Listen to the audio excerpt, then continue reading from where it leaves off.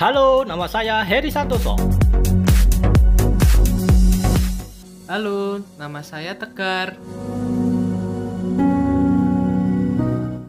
Halo, Nana AA. Halo, saya Yanti.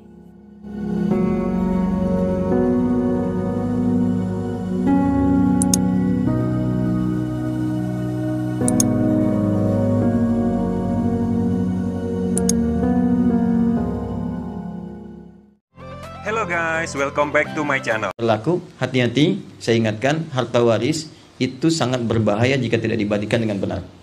Dia akan jadi racun yang sangat berbahaya. Kenapa syariat ini mesti dipraktekkan dalam kehidupan, dalam pembagian warisan? Baik, kemudian setelah itu, cari pemahaman. Bagaimana cara memahamkannya? Pelan-pelan teman-teman. Sekarang apa alasannya, logikanya? Tradisi misalnya, saya pengen pertahankan ini. Kenapa? Saya pengen dua, laki-laki satu, perempuan satu. 2:1 kita tolak, karena nggak sama misalnya. Sekarang orang gender bilang begitu. Nah sekarang, coba duduk dulu baik-baik. Yuk kita ngaji dulu. Dengarkan dulu, kenapa laki-laki mesti dua, perempuan mesti satu. Terangkan, supaya hikmah masuk di situ. Ini yang dimaksud mau'izatul hasanah. Apa yang alasan paling logis? Kita masukkan sebetulnya, harta itu dalam pandangan Islam, itu bukan poin yang paling utama. Semua akan meninggal. Semua akan pulang. Allah membagi porsi ini untuk bekal kita supaya menjalani kehidupan dengan lebih baik. Sebetulnya laki-laki diberi dua karena laki-laki punya dua peran. Sedangkan perempuan satu peran. Apa peran laki-laki itu? Pertama, modal yang diterima dari dua itu, satu itu dipakai modal untuk berusaha. Yang dengan usaha itu dibawa ke rumah untuk dibagikan. Sedangkan yang satu yang dari dia itu tetap dipakai juga bersama di keluarganya. Karena dia punya beban untuk mencari nafkah, maka mesti ada modal yang dia gunakan untuk bekerja mencari nafkah itu. Itu yang dimaksud Quran surah keempat ayat 34. Perempuan tidak punya tuntutan untuk mencari nafkah. Makanya keadilan Allah menjadikan sebetulnya laki-laki satu, perempuan satu. Cuman tambahan satu untuk laki-laki supaya dia punya modal untuk bisa mencari nafkah yang itu digunakan sebagai perangkat dia begitu.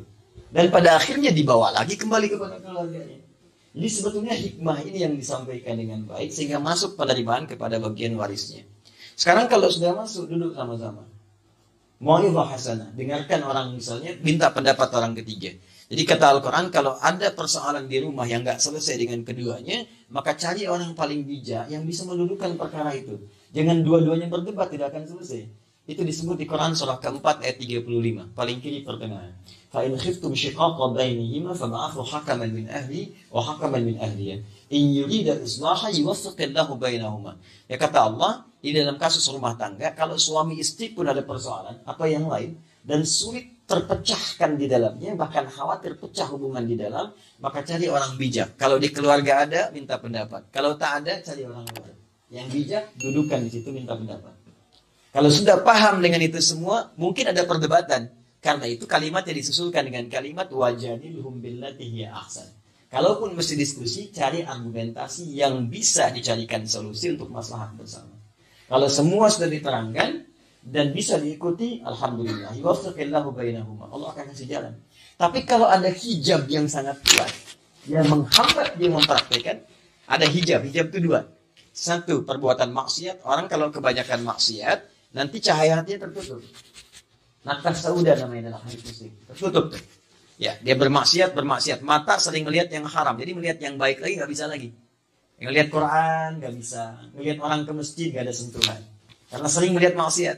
Tapi kalau dipakai yang halal-halal, lihat masjid, lihat Quran, nanti yang jelek nggak akan mau lagi. Ini sudah otomatis. Yang kedua, harta haram. Harta haram itu kalau masuk ke mulut, tembus ke perut, beredar dengan daging, kesemuanya masuk, maka nanti itu yang paling bahaya. Quran surah 6 ayat 25, wa fi adhanihim waqra, masuk ke telinga jadi sumbatan.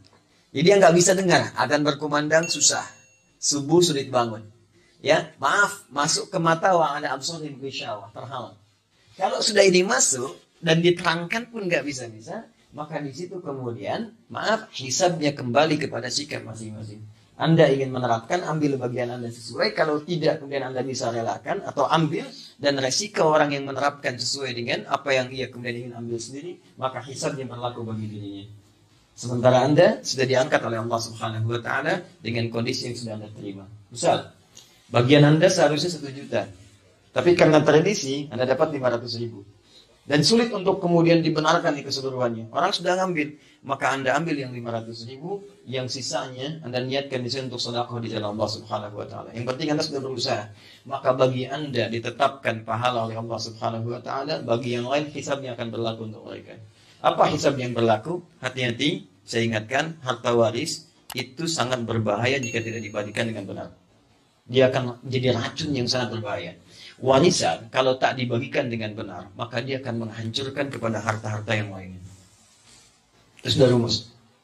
1. Yang kedua, orang yang rebutan warisan itu melakukan 3 pelanggaran sekaligus. Pelanggaran pertama, dia berdosa kepada Allah kalau melanggar hukumnya.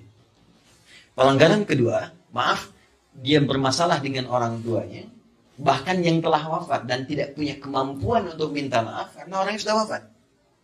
Dan yang ketiga, dia memutus silaturahim di antara ahli waris itu. Makanya ada ulama yang mengatakan orang yang sengaja rebutan warisan itu seperti ahli neraka yang jalan-jalan di muka bumi. Karena itu saya sarankan pertama berdoa kepada Allah untuk melembutkan setiap hati. Praktekkan tadi dengan cari orang bijak untuk menerangkan.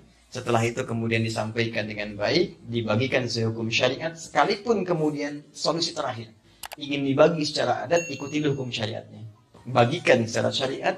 Setelah itu kalau sudah hak masing-masing saling bersedekah misalnya untuk memenuhi kebutuhan adat. Kalau itu cari jalan selamat yang paling terkenal. Wallahu taala a'lam.